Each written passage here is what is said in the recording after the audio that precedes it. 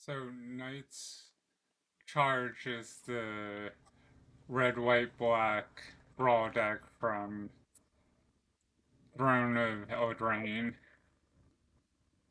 The um, commander, if you will, is Sir Guai, hero of Ashvale. It's a legendary creature, obviously. A human knight, 5/5 human knight. Has vigilance and menace. Whenever an equipped creature you control attacks, you draw a card and lose a life. Equipments you control have equip knight 0, meaning you would pay 0 for the equip cost if you're equipping it to a knight. Like the other Brawl decks, it comes with a deck box that has extra room so you could store extra cards, or you felt like you could probably convert this Brawl deck into a commander deck. There's a divider, so if you did end up storing extra cards in this, you could do the deck and then the divider and then the extra cards on the other side. There's a spin down counter, so you could track your um, non commander damage, or you could do commander damage on that and use something else for your regular life. Um, you have Knight's Charge. Interesting that that's what they chose for the name of the deck, and they also have that as a card. It's an enchantment for one, a plains, and a swamp.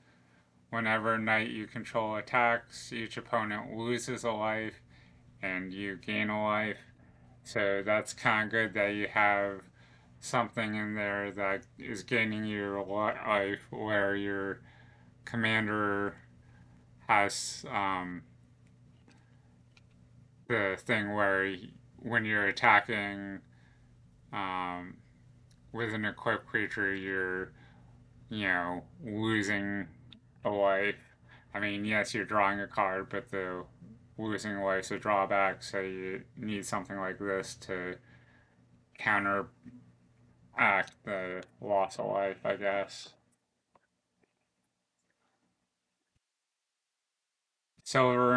Silverwing Squadron. It's a star creature, a human knight, has flying and vigilance. Silverwing Squadron's power and toughness are each equal to the number of creatures you control. Whenever Silverwing Squadron attacks, create a number of 2/2 white knight creature tokens with vigilance equal to the number of opponents you have. So obviously this is something better the bigger the pot is. If it's, one versus one, okay, you're getting one creature token from attacking, no big deal. This guy gets, an increase of +1/+1 every, time you attack because it's creating that token. But, if you have, two, three, four opponents, all of a sudden you're putting out more tokens. This guy, gets bigger and bigger each turn for each additional opponent. Emberus Skyblazer. It's a 4/3 creature, a human knight for 3 and a mound. As long as it's your turn, Emberus Skyblazer has flying, which seems kind of odd they have these situational. It has this ability only on your turn, but I guess some cards they don't want to make too overpowering, maybe. Whenever Emberus Skyblazer attacks, you may pay 2 and a mound. If you do, creatures you control get +X +0 until end of turn.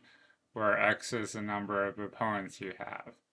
So again, something that is okay in 1 versus 1. I mean, yes, 3 mana is a lot to give creatures +1/+0, but as you can see, the more opponents, the stronger that gets, you know. So, um, Mace of the Valiant. It's an artifact equipment for 2 in the planes. Equipped creature gets +1/+1 for each charge counter on Mace of Valiant and has vigilance. Whenever a creature enters the battlefield under your control, put a charge counter on Mace of Valiant. The equip cost is 3, unless, it's a knight, because then your commander is giving knight equipped cards knights cost 0 or whatever. Single combat. It's a sorcery for 3 and 2 planes. Each player chooses a creature or planeswalker they control, then sacrifices the rest.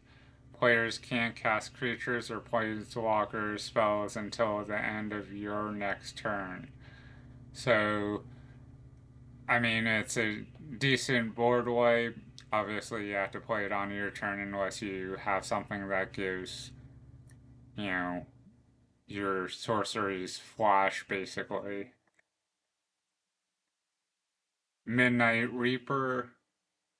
It's a 3/2 creature, a zombie knight for 2 in a swamp. Whenever a non-token creature you control dies, Midnight Reaper deals 1 damage to you and you draw a card. So again, another draw engine that has the drawback of, you're losing life, but so far we've seen one card that gives you, um, you know, life gain off something happening, so hopefully there's some more cards that do that in here. Knight of Ebon Legion. It's a 1/2 creature, a vampire knight for a single swamp. You can pay 2 in the swamp. Knight of the Ebon Legion gets +3/+3 and gains Death Touch until end of turn. So, I mean, 1/2 might not seem like a lot, but then when you're paying the extra 3, it becomes a 4/5 with Death Touch. At the beginning of your end step, if a player lost 4 or more life this turn, put a 1/1 counter on Knight of Ebon Legion. And then the reminder text in parentheses says damage causes the loss of life. Icon of Ancestry. It's an artifact for 3. As Icon of Ancestry enters the battlefield, choose a creature type. Creatures you control of the chosen type get +1/+1. So obviously you're probably going to choose Knight, where everything's, going to be a Knight. There might be another creature type, but everything's pretty much going to be a Knight.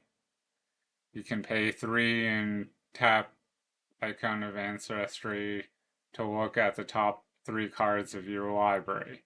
You may reveal a creature card of the chosen type from among them and put it into your hand. Put the rest on the bottom of your library in a random order.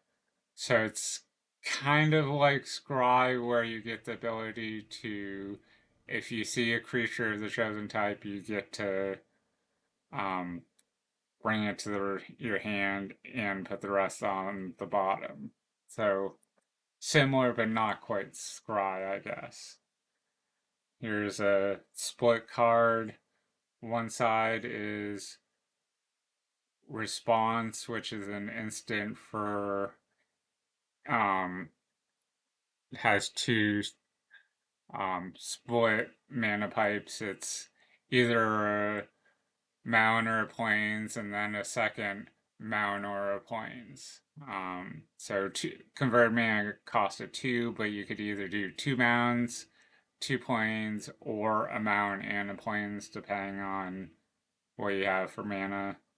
But it's an instant that response deals 5 damage to target attacking or blocking creature.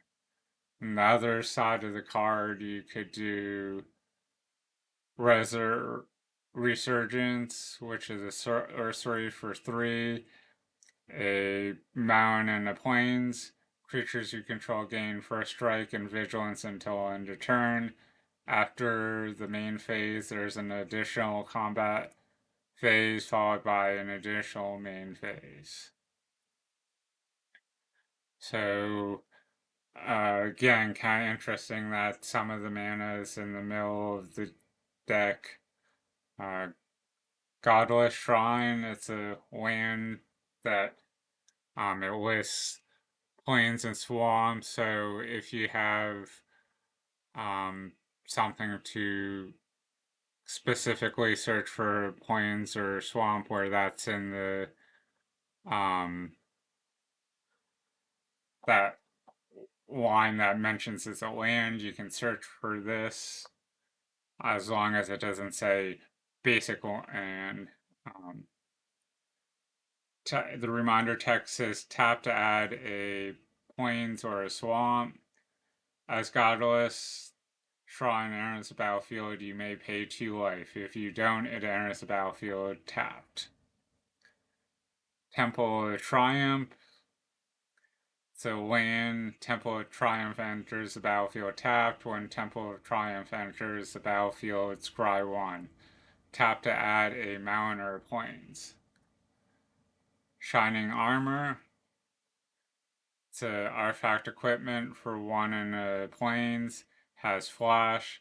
Whenever shining armor enters the battlefield, attach it to target knight you control. Equipped creature gets +0/+2 and has vigilance. The equip cost is 3. The reminder text says to tap 3 mana, attach it to target creature you control. Equip only as a sorcery. Venerable Knight.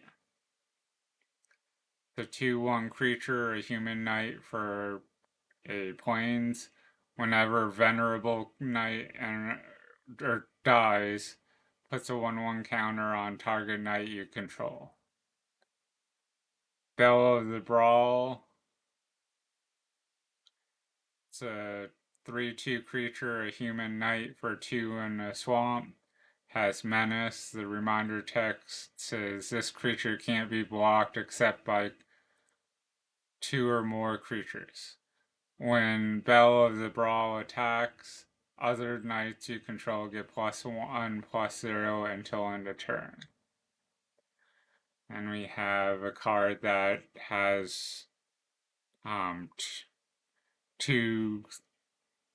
It's a split card, but one is an instant adventure, so and then the other is a creature. If you play the creature first, you can't play the instant side unless you somehow find a way to put this card back into your hand. The instant adventure side is called Profane Insight. You draw a card and lose a life. The reminder text says, then exile this card. You may cast the creature later from exile. And that creature is called Fallmire Knight. It's a 1/1 creature, a zombie knight with Death Touch. And we have another one of those split cards with a sorcery adventure. So the sorcery part is called Alter Fate. That costs 1 in a swamp. Return target creature you control from your graveyard to your hand. Reminder text says to then exile this card. You may cast the creature later from exile. And the creature is called Order of Midnight. It's a 2/2, or it's a 2/2 creature, a human knight for one in a swamp. Has flying. Order of Midnight can't attack, or sorry, can't block. And another split card, which I feel like the other Brawl decks from Throne of Eldraine had some of these, but it almost felt like they didn't have this many of them. The sorcery adventure part's called Curry Favor. It costs a swamp. You gain X life, and each opponent loses X life, where X is the number of knights you control. And it doesn't have the reminder text on this, but you would, play the sorcery part, then exile the card to be able to play the creature side from exile. The creature is called Smin Swordsmaster. It's a 2/1 creature, a human knight for one in a swamp. Has lifelink. So, there's something else to gain you life, even though, like to kind of balance out those couple of cards that are draw engines that lose a life to. Next, we have Sire Connor the Grim, which is kind of interesting where um, the commander does have Sire in as part of the name too. So Sire Connor the Grim is a 5/4 legendary creature, a human knight for 3 and 2 swamps. Now, where it is a legendary creature, it could be a commander, but only for a mono black deck, and this is a red white black deck, so it couldn't be the commander for this deck. Whenever another creature dies or a creature card is put in the graveyard from anywhere other than the battlefield, or a creature card leaves your graveyard, Sire Connor the Grim deals 1 damage to each opponent. You can pay 1 in a swamp. Each player puts the top card of their library into their graveyard. Crystal Slipper. It's an artifact equipment for 1 in a mountain. Equipped creature gets +1/+0 and has haste. Equip cost is 1. So the reminder text says to tap 1 mana, attach to target creature you control. Equip only as a sorcery. And we have another split card. The sorcery adventure is called Battle Display and cost a mountain. Destroy target artifact. And the reminder text says then exile this card. You may cast the creature later from exile. The creature's called Embereth Shieldbreaker. It's a 2/1 creature, a human knight for 1 in a mountain. The creature's just a vanilla 2/1 creature, no abilities or rule of text. Next we have Inspiring Veteran. It's a 2/2 creature, a human knight for a mountain and a plains. Other knights you control get +1/+1, so that's pretty good. We have something to buff up the power and toughness of our knights. Next we have Steel Claw Lance. It's an artifact equipment for a swamp and a mountain. Equipped creature gets +2/+2. Equipped knight cost is 1, or the regular equip cost is 3. but pretty much everything in this deck so far has been a knight, so it's not going to be unreasonable to equip it for one if you're not using the commander's equip knight 0 cost. Wintermoor Commander. It's a 2-star creature, a human knight for plains in a swamp. Has Death Touch. Wintermoor Commander's toughness is equal to the number of knights you control, which potentially will be a decent amount, so this guy's toughness might be pretty big. And, in addition to taking, the grunt of, a big creature your opponent might have, it has Death Touch, so, um, even though the power is 2, it's gonna, block a big creature and kill it. Whenever one or more commander attacks another target knight you control gains indestructible until end of turn. The reminder text says damage and effects that say destroy don't destroy it. Fireborn Knight. It's a 2/3 creature, a human knight. The mana are all four of the mana pipes are split mana pipes, so it's either a mountain or plains, a mountain or plains, mountain or plains, mountains or plains. So you could do any combination of 4 mountains, 4 plains, 2 mountains, 2 plains, 3 mountains, 1 plain, 3 plains, 1 mountain, whatever you have for, colors that make sense.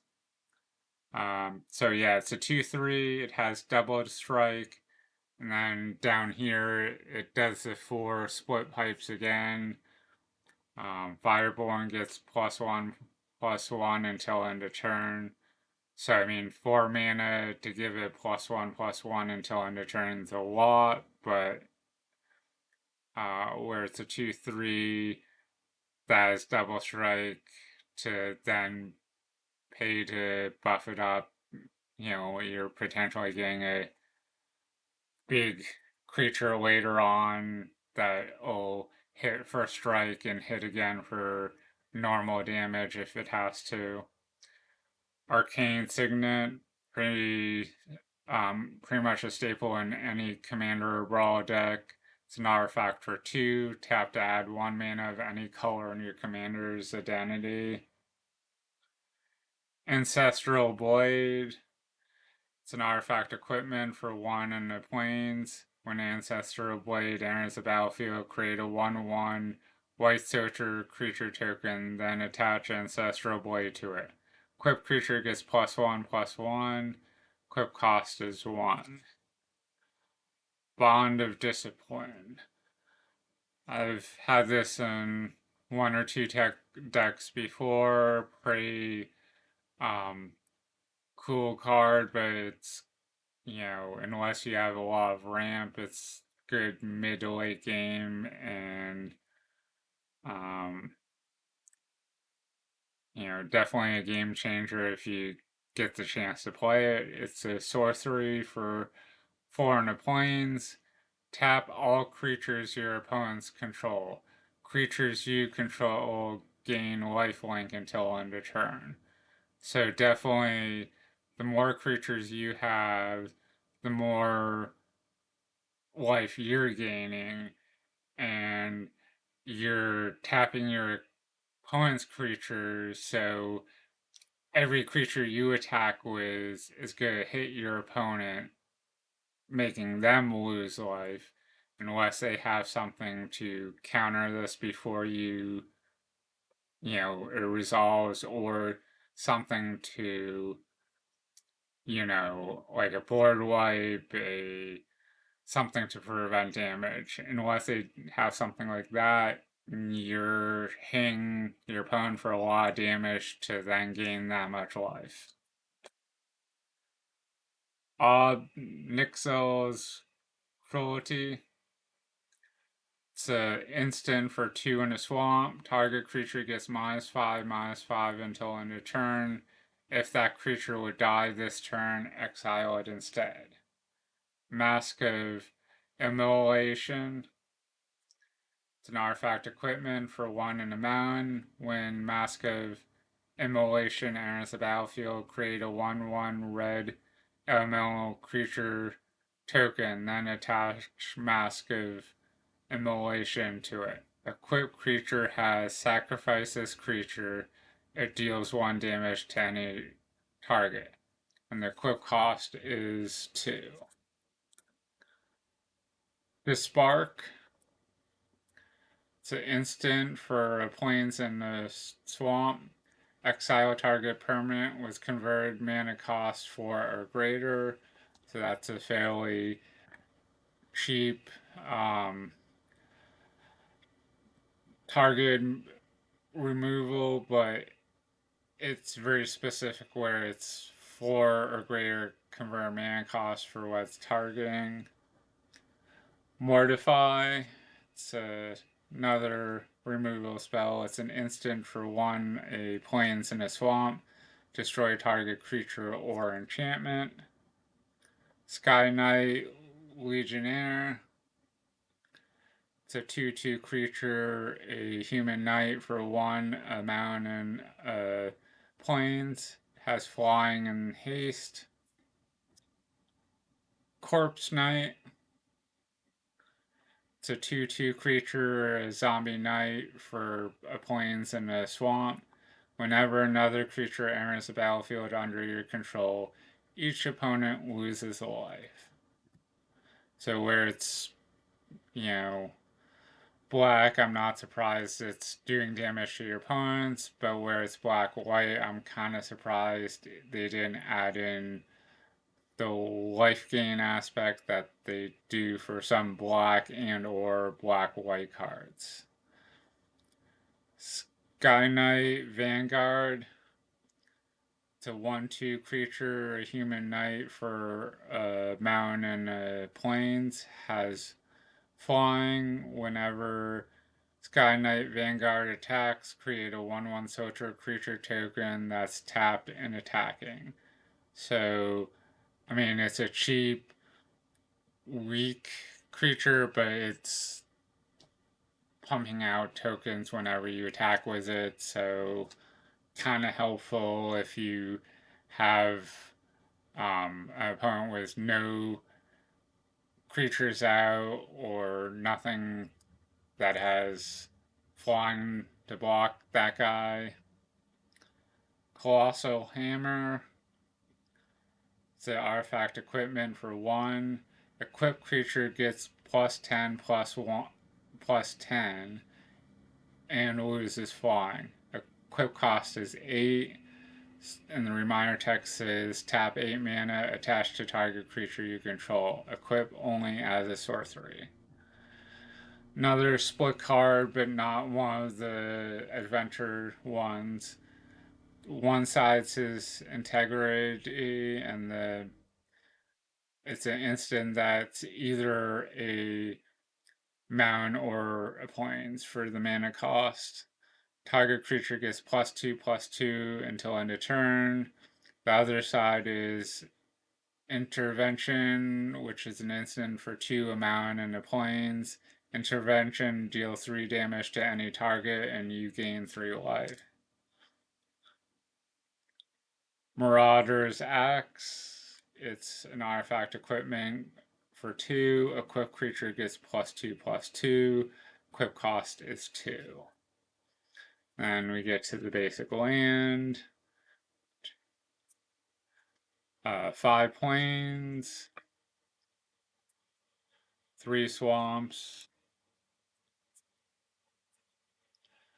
5 mountains. And then we have Bloodfell Cave, which is a land. Bloodfell Cave enters the battlefield tapped. When Bloodfell Cave enters the battlefield, you gain 1 life. Tap to add a swamp or mound. Boros Guildgate. So land gate. Boros Guildgate enters the battlefield tapped. Tap to add a mound or a plains. Commander Tower, basically another staple of any Commander or Brawl deck. It's a land that taps to add 1 mana of any color in your commander's identity. Evolving Wilds. It's a land that taps to sacrifice Evolving Wild, search your library for a basic land card, put it onto the battlefield tap, then shuffle your library. I mean, it's okay if you're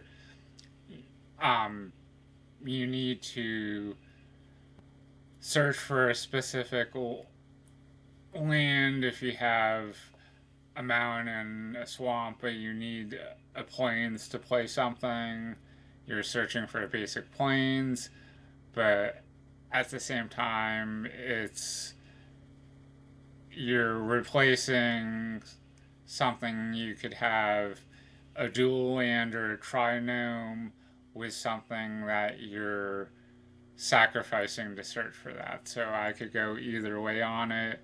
Yes, it's thinning your deck by searching, so you're then 1 less land you're drawing, so your odds of drawing something you need later increases a little bit, but I don't know, odds of drawing what you need every single game could be impacted by like how much Orzhov Guildgate to land gate. Orzhov Guildgate enters the battlefield tapped. Tap to add a plains or a swamp.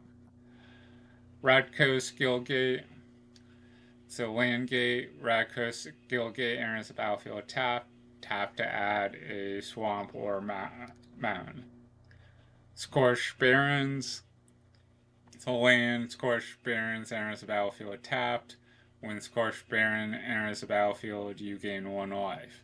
Tap to add a plains or a swamp. Tournament Grounds.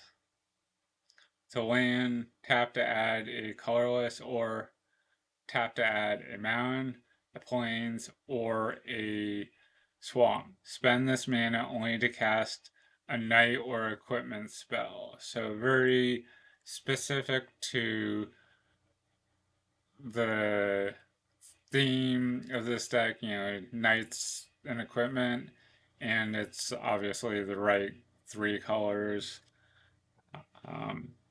But, obviously that wouldn't be a good land for most other decks. Wind Scared Crag. It's a land. Windscarred Crag enters the battlefield tapped. Windscarred Crag enters the battlefield, you gain 1 life. Tap to add a mountain or a plains. And then we have a kind of nothing card that, it's not a card that goes in the deck. It almost seems like something, if you were to make a print off a token just on regular printer paper, you could put this behind it and then the piece of paper and a sleeve maybe, but otherwise it seems kind of stupid to have that extra nothing card. So hopefully you found some value in this. Keep checking back because I'm going to have some more commander related videos soon, and I also will be opening the Avatar beginner's box at some point. Thanks and have a good day.